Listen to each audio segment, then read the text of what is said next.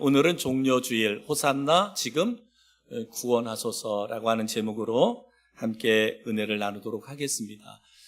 종려주일은 예수님께서 십자가에 달려 죽으시기 바로 전주일로 예루살렘을 향해 입성하신 날이며 예수님의 그 본격적인 십자가의 고난이 시작된 날이 바로 오늘 종려주일이다라고 말할 수 있습니다. 오늘도 시온 찬양대가 예수님의 고난에 대한 우리 찬양을 드렸는데, 이제 오늘부터 맞이하게 된 한 주간을 그래서 우리는 고난주간이라고 합니다. 그래서 하나님의 아들 예수님의 그 십자가의 죽음, 또한 죽음의 문을 깨뜨리고 다시 살아나시는 부활의 대역사가 펼쳐지는 그런 한 주간, 예수님의 사역에서 가장 드라마틱하게 역사했던 한 주간이 바로 이제 종려주일, 고난주간, 이제 부활주일로 연결이 됩니다. 종려주일이 왜 종려주일이라 그러느냐 보면, 예수님께서 예루살렘에 입성할 때 종려나무 가지를 흔들면서 예루살렘 백성들이 호산나 하며 환영했기 때문에 붙여진 이름이 바로 종려주일이다. 요한복음 12장 13절에 보면 종려나무 가지를 가지고 맞으러 나가 외치되 호산나 찬송하리로다, 주의 이름으로 오시는 이곳 이스라엘의 왕이시여 하더라. 또 마태복음 21장 9절 호산나 다윗의 자손이여 찬송하리로다, 주의 이름으로 오시는 이여 가장 높은 곳에서 호산나 하더라. 종려나무 가지를 흔들면서 호산나, 호산나, 호산나. 지금 우리를 구원하소서, 지금 우리를 구원하소서라고 말합니다.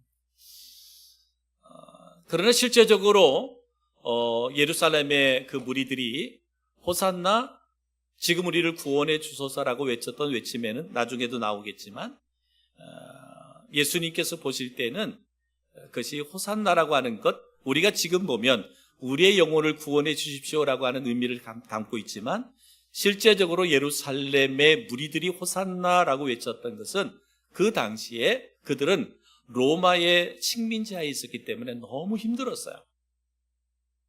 너무 고통이 있었습니다. 그래서 메시아가 와서 우리를 구원해달라,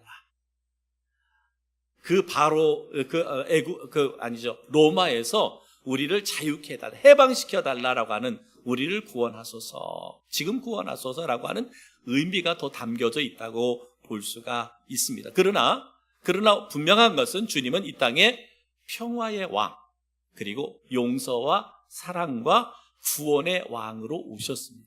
그래서 오늘 우리가 호산나, 호산나 이렇게 찬양하고 외치는 것은 우리의 영혼을 구원하소서, 지금 나의 영혼을 구원하소서라고 하는 우리의 외침이다라고 말할 수 있습니다.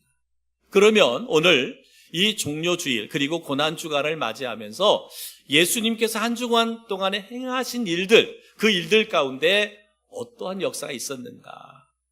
바로 예수님께서는 모든 사람들, 그 많은 무리들, 호산나 외치는 그 무리들, 그 모든 사람들, 주님을 따르는 모든 무리들을 향하여 주신, 저들을 바라보면서 주님은 저들이 치유받아야 할 부분들이 있다, 치유받아야 할 부분들이 있다. 그래서 종려주일 그리고 고난주간을 통해서 그들에게 예수님께서 치유의 은혜를 베풀어 주셨어요. 치유의 은혜. 저는 오늘 이 종려주일을 통해서 맞이하면서 다시 한번 내 영혼 가운데 치유받아야 될 부분들이 무엇일까?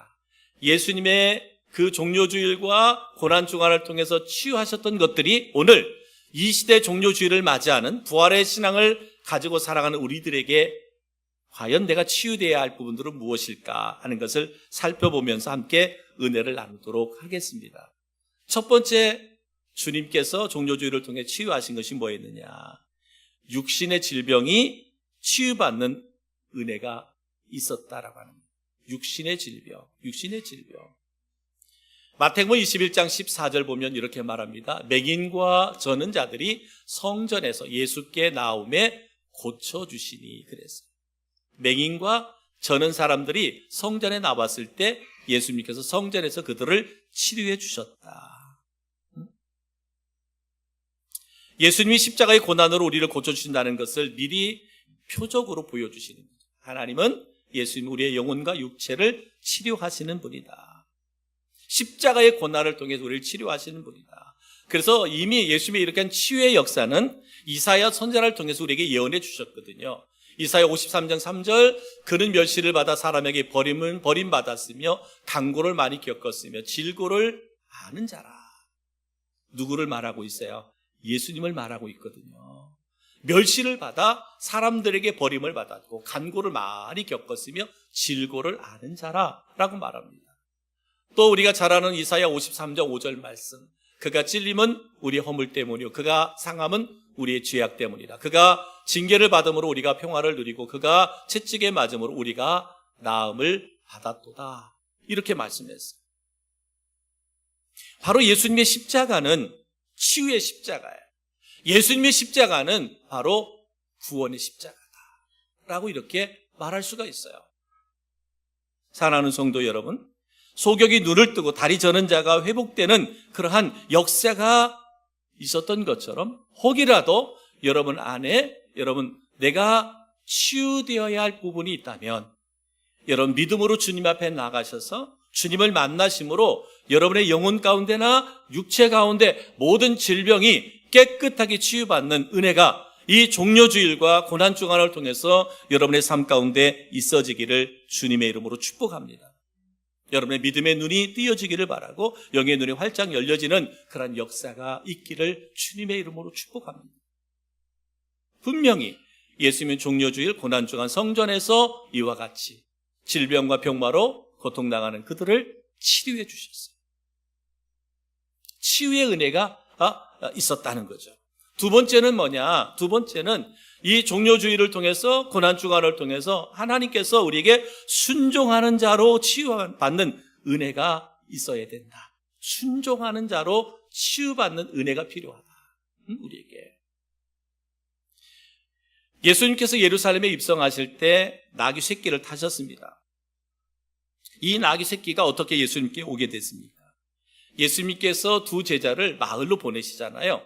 그러면서 마태복음 21장 2절로 3절에 이렇게 말합니다. 이르시되 너희는 맞은편 마을로 가라. 그리하면 곧 메인 나귀와 나귀 새끼가 함께 있는 것을 보리니 풀어 내게로 끌고 오라. 만일 누가 무슨 말을 하거든 주가 쓰시겠다 하라. 그리하면 즉시 보내리라. 이렇게 말씀했어요.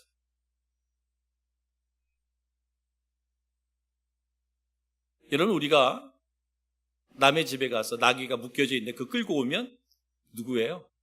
강도고 절도범이죠. 여러분 어떻게 순종할 수 있어요? 저 집에 가서 송아지 끌고 와라. 응? 소 한 마리 끌고 와라. 끌고 올 수 있을까요? 쉽지 않죠. 쉽지 않은 거예요. 그럼 예수님이 제자들에게 도적질을 지금 시키는 걸까? 그거는 아니죠. 그건 아닙니다. 예수님께서 이 말씀을 왜 주셨을까? 이것은 분명하게 제자들을 훈련하고자 하는 거죠. 제자들이 순종하는지 순종하지 않는지를 하나님께 훈련하시고자 함이었어요. 마태복음 26장 6절로 7절 보면 이렇게 말합니다. 제자들이 가서 예수께서 명하신 대로 하여 나귀와 나귀 새끼를 끌고 와서 자기들의 겉옷을 그 위에 얹으며 예수께서 그 위에 타시니라고 말합니다. 제자들은 예수님의 명하신 그대로 순종했습니다. 말씀드렸잖아요. 지금 보면 그것은 뭐예요? 절도요, 강도잖아요. 남의 것을 끌고 온다라고 하는 것은 절도고 강도죠. 그죠? 우리가 이성적으로 보면 그러잖아요. 법적으로 보면 이것은 불법이잖아요. 근데 여러분 기억하십시오. 주님의 말씀은, 하나님의 말씀은 우리의 이성을 초월합니다. 법을 초월합니다. 그래서 제가 법을 어기라는 것, 이런 의미는 아닙니다. 왜 예수님께서 이 제자들에게 이 말씀을 주셨을까? 이 말씀을 왜 주셨을까? 여러분, 오늘 제자들은 그 명령에 그대로 순종했고요. 그리고 그가 예수님의 명령대로 가보니까 정말 거기에 뭐예요? 나귀와 나귀 새끼가 묶여져 있는 것을 보았습니다. 우연이 아니잖아요. 우연이 아닙니다.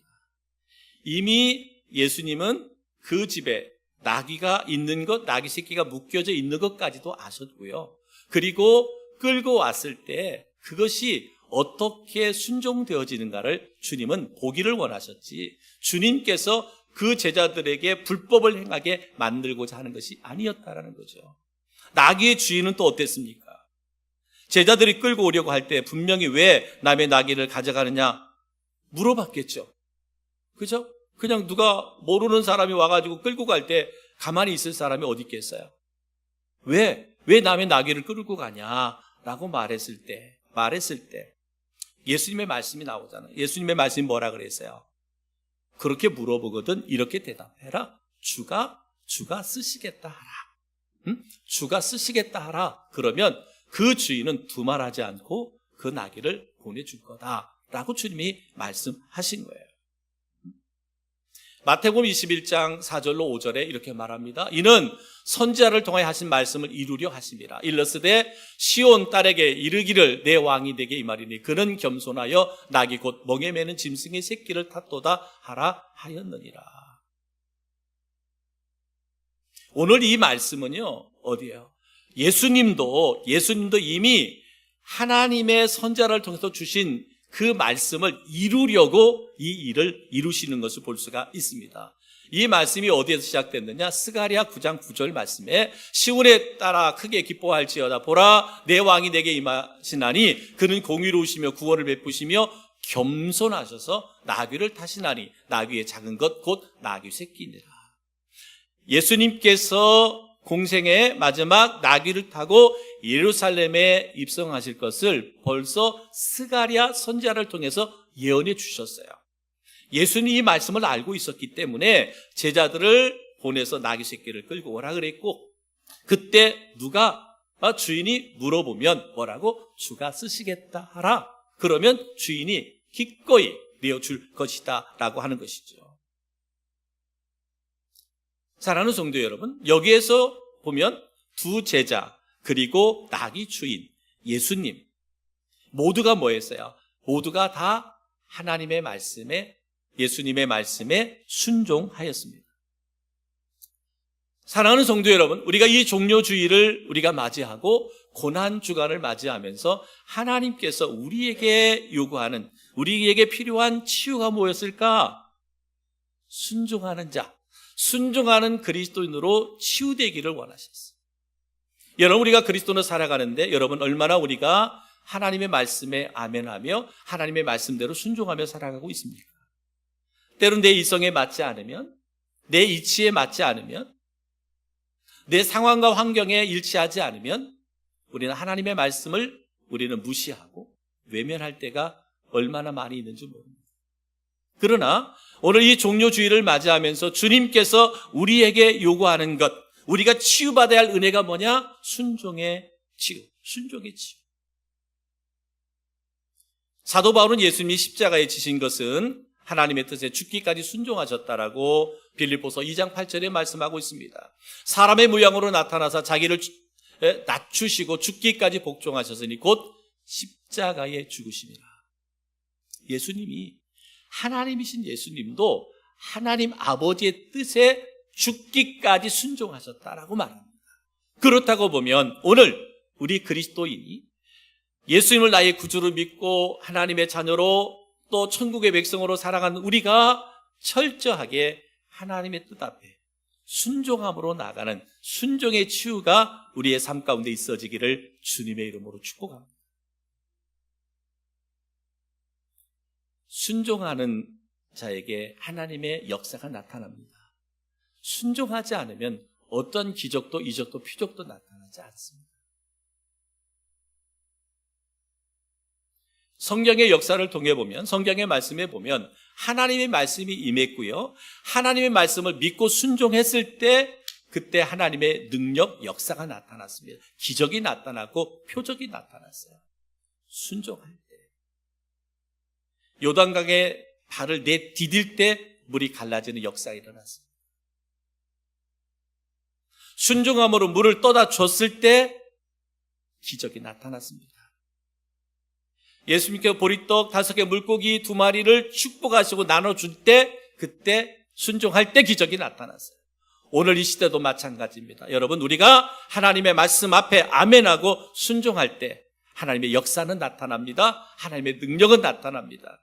인생의 모든 문제가 해결되는 해결의 역사, 치유의 역사가 나타난다라고 말하고 있습니다. 세 번째는 뭐냐? 그럼 우리가 치료받아야 되는, 치유되어야 되는 세 번째는 뭐냐? 우리는 기도하는 자로 치유받는 은혜가 있어야 된다. 기도하는 자로. 예수님께서 예루살렘에 입성하셔서 첫 번째로 간 곳이 어디였느냐? 성전이었습니다. 예수님께 왜 성전에 먼저 가셨을까? 그것은 바로 성전을 정화하기 위해서입니다. 성전을 정화하기 위해서. 당시에는요, 유월절을 앞두고 성전에 장사하는 곳으로 만들고 자기 배만 채우는 대제사장 서기관들이 있었습니다. 그러니까 유월절에는 이스라엘 모든 백성들이 다 예루살렘으로 모여서 예루살렘에서 예배, 제사를 드렸습니다. 그러니까 먼 곳에 있는 사람들이 제사를 드리려면 제물을 드려야 됐기 때문에 그 제물을 끌고 올 수가 없어요. 가지고 올 수가 없어요. 그래서 예루살렘 인근에는 제사를 드릴 수 있는, 그들을 도울 수 있는 양을 키우고 비둘기를 키우는 곳이 다 있었습니다. 그리고 성전에서 돈을 가지고 오면 그거를 팔아서 바꿔서 제사를 드릴 수 있도록 돕는 일을 했습니다. 그런데 여기 보니까 대제사장 서기관들이 뭐 했느냐? 이거를 자기 돈벌이 수단으로 이용해 먹었어요. 돈벌이 수단. 그것은 성전에서 쓰는 세겔로 바꾸어 주는 것이나, 그리고 양이나 비둘기나 이런 것들을 파는 것은 공식적으로 허락한 것이었거든요. 근데 그것을 가지고 매매를 해서 돈벌이를 했다는 거. 누가? 제사장이. 그리고 서기관들이. 대표적인 게 뭐였느냐면, 여러분, 하나님 앞에 드리는 제물은 뭐예요? 거룩한 제물이었어야 돼요. 거룩한 것. 그래서 항상 하나님께 드려진 제물은 누가? 제사장들이 검사를 했어요. 이게 하나님 앞에 드려질 만한 온전한 것인가? 제사를 해서 이 검사를 해서 이거는 아니야. 어딘지 부족해. 그러면 돌려보내야 되고, 흠이 없다 싶으면 그걸로 제사를 드리게 했단 말입니다. 그런데 이 제사장들이 이 양을 키우는 업자들, 또 비둘기를 파는 업자들하고 이렇게 짜버렸어요. 짜요. 짜가지고 어떻게 하느냐? 좀 허물이 있는 것도 제사장에게 통과시켜주는 거예요. 그러면서 뭐예요? 뇌물을 받는 거죠. 그게 어디에서? 성전에서 이루어지고 있는 거예요.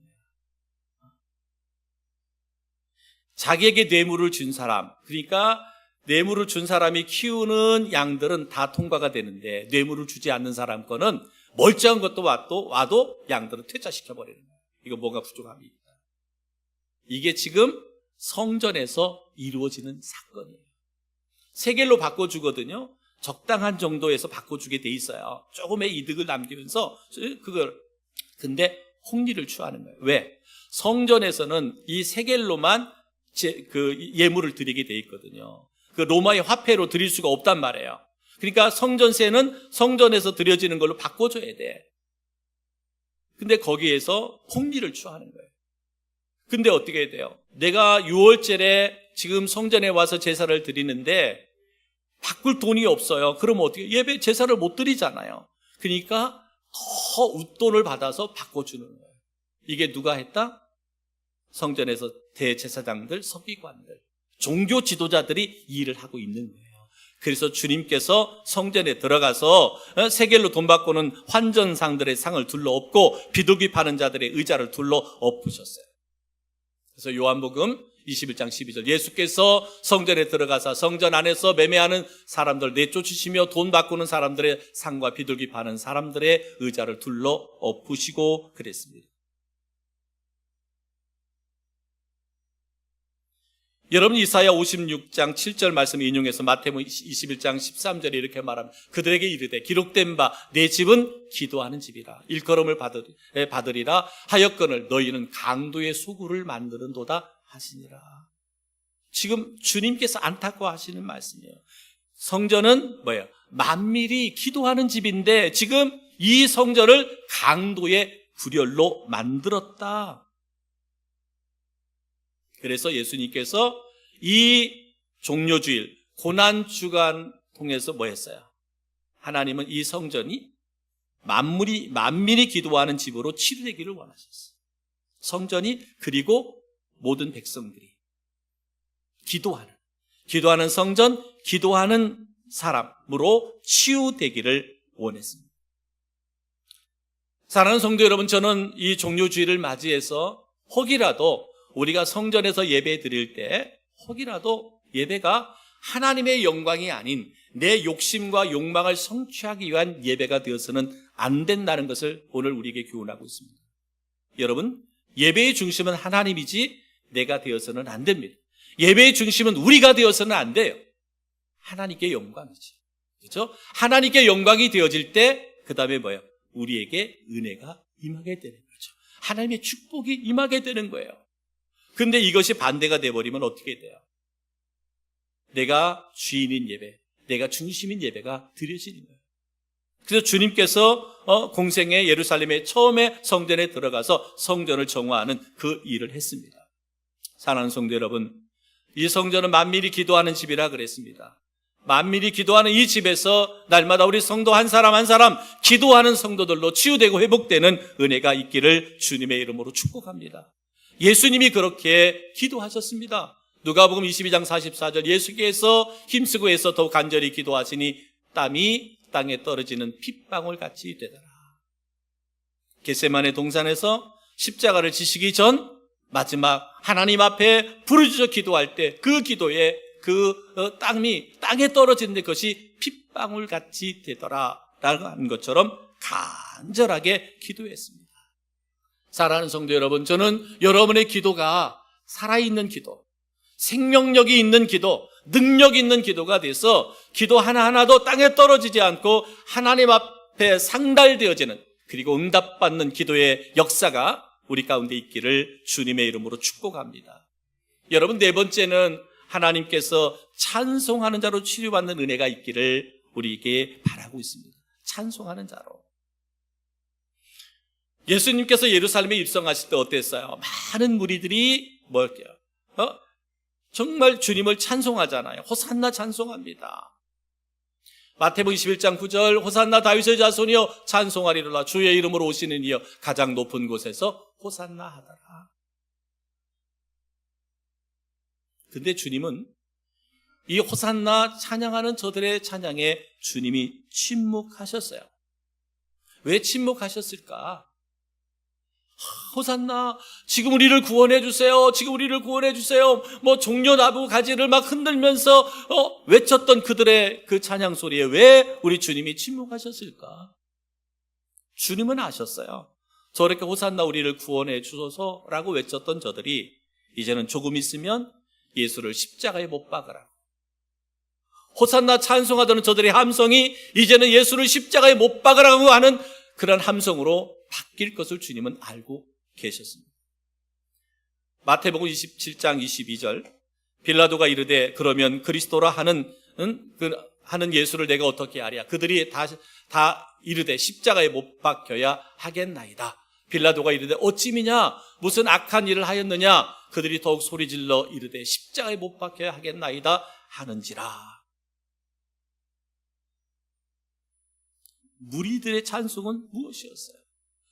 호산나 호산나 호산나 호산나, 지금 우리를 구원하소서, 지금 우리를 구원하소서, 그렇게 외쳤던 그들이 이제는 예수를 십자가에 못 박으라는 그런 함성으로 바뀌었습니다.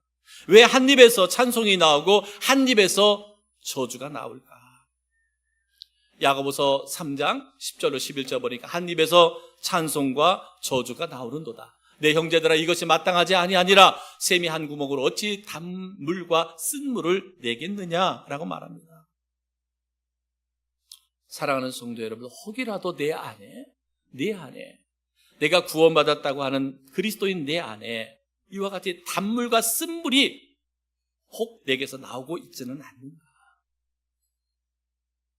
내가 기분이 좋을 때는 예수님을 그렇게 찬양하다가도 내가 영적으로 메말라져 공부했을 때는 예수가 누구인지 도리어 예수를 저주하고 혹 그런 삶을 살아가고 있지는 않은지, 혹이라도 내 안에 그런 모습이 있다면 이번 종료주일 고난주간을 통해서 이 모든 마음, 오직 여호와 하나님, 그 여호와 하나님만을 찬양할 수 있는 그러한 찬송의 치유가 우리 영혼들 가운데, 우리 성도들 삶 가운데 있어지기를 주님의 이름으로 축복합니다. 한 입에서 단물과 쓴물을 내는 거짓 입술의 찬송에서 오직 하나님을 사랑하고 형제를 사랑하는 진실된 사랑의 찬송을 부를 수 있는 치유가 우리의 영혼들 가운데 다시 한번 있어지기를 주님의 이름으로 축복합니다. 마지막 네 번째는 뭐냐? 우리가 종료주일 고난주간을 통하여 우리가 치유돼야 할 하나님의 은혜가 뭐냐? 바로 전도자로 치유함을 받아야 된다. 전도자로. 여러분, 마태복음 21장 18절 이후에 보면 길가에서 무화과 나무를 보고 열매를 맺으려 했으나 잎사귀밖에 없음을 보고 한탄하실 때 무화과 나무가 말라버렸어요. 무화과 나무를 보고 열매를 구했는데 열매가 없어요. 잎사귀만 무성합니다. 그래서 주님이 저주를 했어요. 그러니까 말라버렸어요. 여러분, 이 무화과 나무는 이스라엘을 상징합니다. 무화과 나무는 이스라엘을 상징하는데 하나님이 저들을 택하신 것은 이방인을 구원하기 위함이었거든요. 저들을 통해 구원의 열매를 맺기를 원했어요.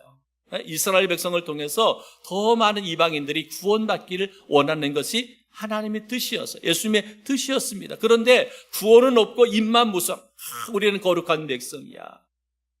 이방인 그들을 도리어 사람 취급도 안 하고 개 취급을 하면서 너희와 우리는 달라 이렇게 여겼습니다. 사랑하는 성도 여러분, 저희들 또한 마찬가지입니다. 입만 무성한 성도가 돼서는 안 됩니다. 말만 많은 성도가 돼서는 안 됩니다. 불행의 열정과 전도의 열매를 우리는 맺어야 됩니다. 열매 맺는 것도 때가 있습니다. 기회가 있습니다. 그래서 우리는 할 수 있는 대로 우리는 복음을 전도하는 자가 되어야 된다. 누가복음 14장 23절에 이렇게 말합니다. 주인이 종에게 이르되 길과 산 울타리가로 나가서 사람들을 강권하에 데려다가 내 집을 채우라 말씀했습니다. 예수님께서 십자가에 예루살렘에 입성하신 것은 왜 그렇습니까? 십자가에 돌아가시기 위해서, 십자가의 대속의 죽음을 위해서 예루살렘에 오신 거죠. 그렇습니다. 예수님께서 십자가에 왜 죽으셨어요? 그것은 영혼 사랑입니다. 영혼 구원입니다. 이유 없이 주님께서 십자가에 죽으신 것이 아니라 죄가 없으신 예수님이 십자가에 달려 죽으신 것은 이유가 없는 게 아니라 분명한 이유가 있었어요. 영혼을 구원하기 위해서. 영혼을 사랑해서 영혼을 구원하기 위해서 예수님이 예루살렘에 입성하셨고 십자가에 달려 죽으셨습니다. 그러면서 주님께서 비유의 말씀을 주시죠. 요한복음 12장 24절 내가 진실로 진실로 너에게 이르노니 한 알의 밀이 땅에 떨어져 죽지 아니하면 한 알 그대로 있고 죽으면 많은 열매를 맺느니라. 예수님이 왜 십자가에 죽으셔야 하는 이유를 오늘 밀알의 비유를 통해서 설명하고 있습니다. 한 알의 밀알이 그대로 있으면 열매를 맺을 수 없지만 죽음으로 많은 열매를 맺는 것처럼 예수님께서 십자가에 죽으심으로 말미암아 많은 열매를 맺을 수, 많은 영혼이 구원받을 수 있다. 사랑하는 성도 여러분, 우리가 전도인으로 살아가려면 어떻습니까? 때로는 내 자존심도 내려놔야 돼요. 때로는 나의 어떤 물질로 또 섬김도 있어야 됩니다. 하나님께서 주신 나의 은사와 달란트를 또 쓸 수도 있어야 돼요. 그렇습니다. 왜요? 한 영혼을 구원하는 일이라면 나의 시간도, 나의 몸도, 나의 정성도, 나의 사랑도 다 드려지는 밀알이 되어야 한 영혼이 구원받을 수 있어요. 여러분, 한 영혼 구원하는 것이 얼마나 힘들고 어려운지 여러분 잘 아시잖아요. 그러니까 교회 안에 한 생명이 왔을 때 그가 내가 전도한 사람이 아니라 할지라도 그를 사랑하고 축복하고 정말 하나님의 자녀로 온전히 세워져 갈 수 있도록 교회는, 성도는 마음과 뜻을 다해서 그들을 섬겨줄 수 있어요. 사랑해 줄 수 있어야 돼요. 그것이 뭐예요? 오늘 하나의 미랄과 같은 거, 내가 죽어지는 것입니다. 우리가 잘 아는 우리 마태복음 28장 19절 말씀. 그러므로 너희는 가서 모든 민족을 제자로 삼아 아버지와 아들과 성령의 이름으로 침례를 베풀고 내가 너희에게 분부한 모든 것을 가르쳐 지키게 하라. 볼지어다 내가 세상 끝날까지 너희와 항상 함께 있으리라 하시니라. 예수님은 전도하는 자와 함께 하시겠다. 세상 끝날까지 함께 하시겠다. 혹이라도 여러분, 나는 못해요. 나는 전도 못해요. 그렇게 생각하시는 분이 있습니까? 여러분, 전도하지 못하는 병, 오늘 종료주일 그리고 고난주간을 통해 치료받기를 주의 이름으로 축원합니다. 좀 병이라고 좀 비유해서 좀 그렇게 한데 여러분, 다 하실 수 있어요. 주님께서 나와 함께 하신다고 말하잖아요. 내가 전도하는 거 아니잖아요. 누가? 하나님이 하시는 거잖아요. 성령님이 하시는 거예요. 그분이 내 안에 충만하면, 내가 영으로 충만하면 영혼 사랑에 대한 뜨거운 열망이 생기고 그 열망은 결국 그들의 영혼 가운데 복음을 전하게 된다.